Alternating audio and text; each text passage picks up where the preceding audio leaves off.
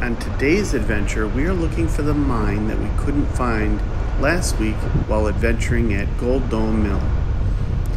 And we came across these two guys, and this is Bronco Bill in his Bronco with his dog Max, and that's Mark with his dog named Blue. And they told me, or Bronco Bill told me, that the mine I was looking for was right around the corner. Run into it.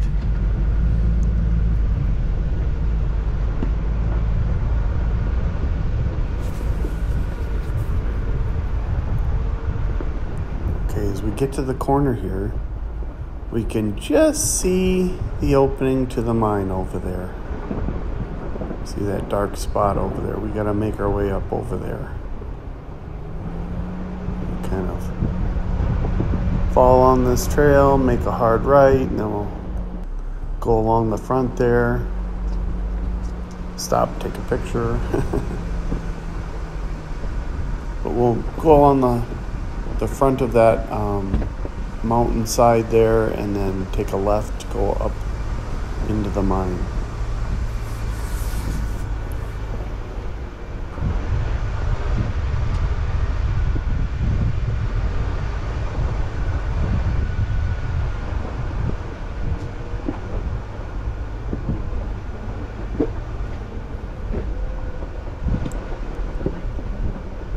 We get to the corner, it's like, ooh, we're gonna get to see it soon. I'm pretty excited.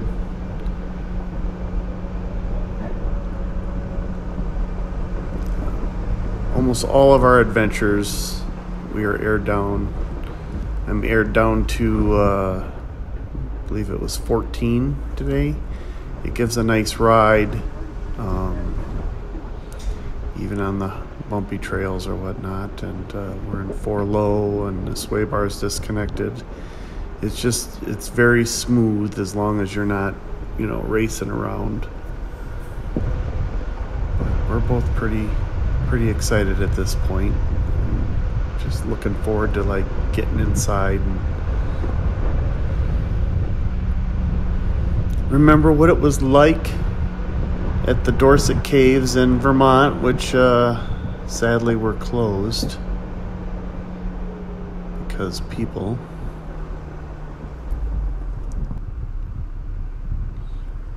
Stop, get another picture.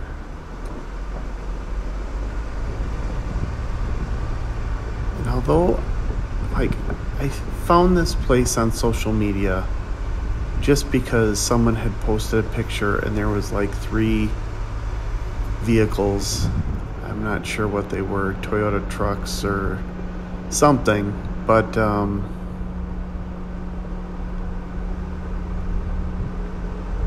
I saw it, so I knew that I could get in here. But like when you're driving up to this, you cannot, know like what you're gonna have to face, like how tight is it, and is there like things I have to be careful for and those kind of things, because it's not like, I didn't see a video of this mine. I don't even know the name of it, but I think it's part of like maybe called Vanderbilt, but I'm not sure. But it's super tight coming in here when you first come in because you're not lined up straight with a hole.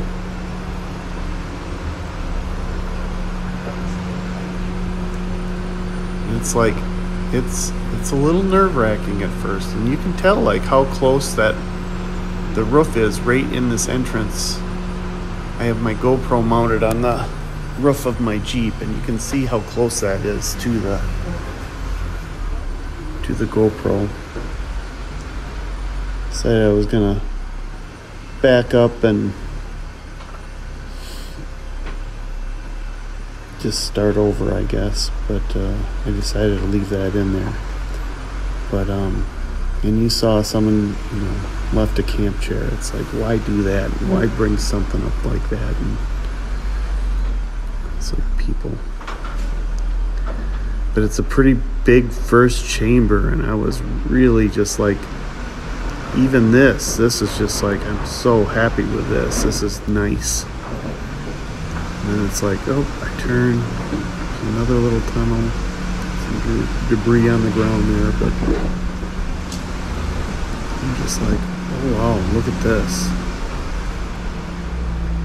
And it opens up into another chamber with little passages going every which way, and you know, there's some that are kind of partially filled in or whatever, but you can still see light through. But and then it opens up into another little area, and then another little area, and there's all sorts of little passages. I mean, this is really cool. It's just a dead end here, but I just pulled in just to get a look at it, and then back into another little cubby hole so I could easily turn around and go out, and then we could take some pictures. And then we basically walked around and explored in here, and we had our flashlights, so we had plenty of light in here. And we got some good pictures of Project Alice. I mean, this is just such a cool place. I mean, it's not every time that you get a chance to come into a place like this, and let alone not just, because there's plenty of mines around that you can kind of go into. But I think the one thing I like about this is this mine feels relatively safe. It's a hard rock, it's solid rock. We were in a mine in Yermo, California, and the whole, like, it was dug out of like clay or dirt, and so everything on the ground was powdery and slippery. And unlike this, where the floors are relatively flat,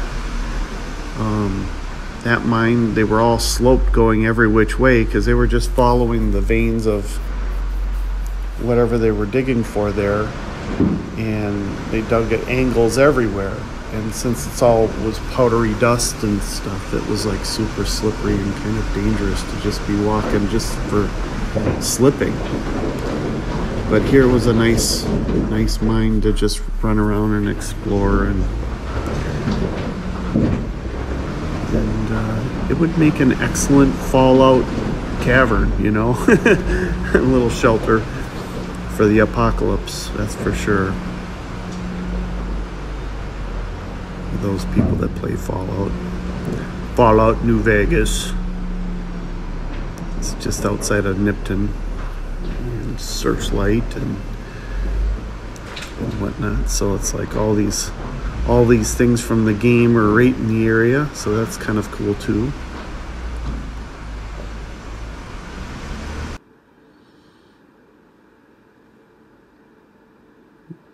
I just love this, being able to drive around and explore.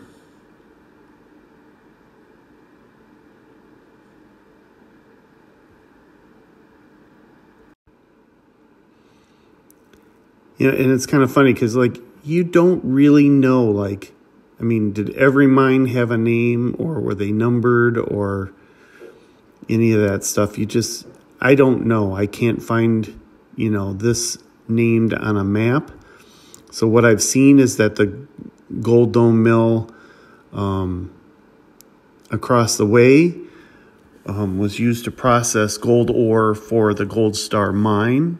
So I don't know if this was all part of what was considered Gold Star mining, because I know there's a bunch of mine holes over on the other side around that mill. But I suspect maybe this was, you know, part of that. But you know, in the end, I'm just not sure of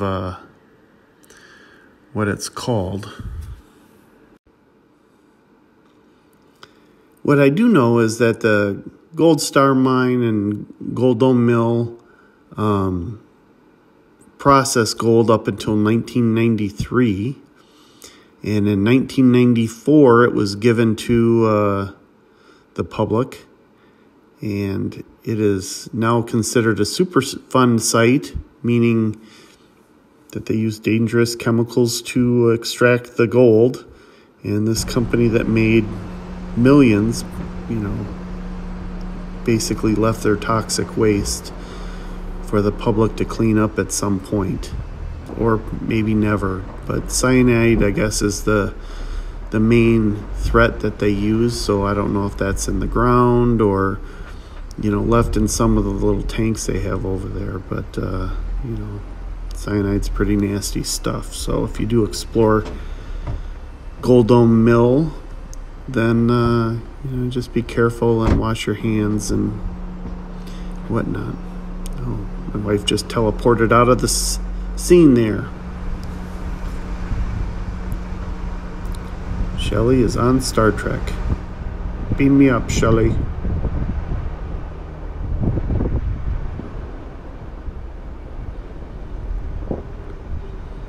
So now, after having explored it and gotten plenty of pictures, now we're just going to head out, and we're going to be driving down to Slaughterhouse Spring.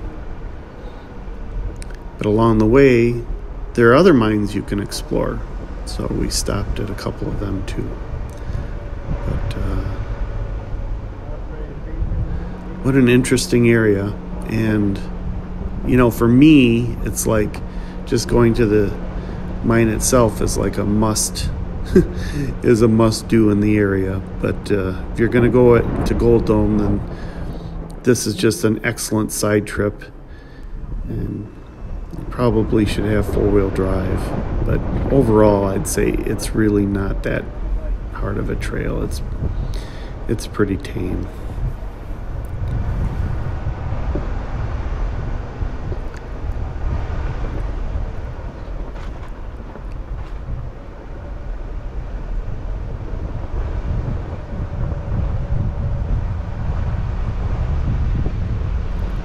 But, you know, like everything, it's not always about, you know, how difficult something is or whatnot, just getting out there. It's just interesting just to see different things, and that, like, you know, that little debris left over from their mining, and, you know, just seeing the mountains and the different colors and the, you know, critters. Well, one of the things we found out about this area was that back in July of 2023, this whole area was engulfed in fire, and it lasted through until the middle of August, which is right before we got here, moved to Henderson. And so this whole thing, like, you know, where you look, like, there's Joshua trees and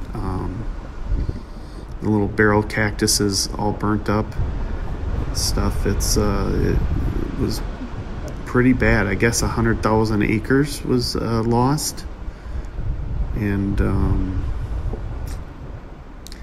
one of the things that happened during that time period, because that's, you know, from July through August is a very hot period, that there was such heat that the fire was actually caused to make like fire tornadoes. So they call them fire whirls. I prefer to refer to them as fire nados, as in Sharknado and Crocodile Nado and Cow-nados, Fire Nado. And we looked up some pictures, and those are actually pretty cool. So, and here we are. We're just, you know, basically we're done, you know, but it's like we're just moseying down the trail, and I think in a little bit we'll see some, like at the spring, it looks like there's some cattle or horse pen kind of stuff around the spring for like when they round them up and then put them on trucks or something. But I don't know how often they use that stuff. We're still kind of new out here. But another interesting side note is later, when we were thinking about heading home, we met up with Bronco Bill and Mark and the dogs, and talked for a little bit. And then so that was kind of interesting, and a couple of old retired guys in their 80s in that range. And let's see, they live in Searchlight, and they're just out exploring all the time, like a couple 80-year-old guys just driving around with their dogs and just looking at stuff. They come up here once in a while, and all the surrounding trails, and it's a really good life, and they don't have the biggest and best stuff. I mean, you see, one's got an older YJ and the other guy's got an old, I guess it was like a 2012, or he bought it in 2012. I'm not sure what year it is, a 90s Bronco, but it was just like an old used Bronco he got for next to nothing, and I think he said $400, and he's been driving it since 2012 out here in the desert, and it's plenty capable for just getting around and exploring like this. So that's really cool. I hope I'm in as good a shape as these guys are, just to be out tootling around at 80 years old, just seeing things and getting out there, getting away from people. So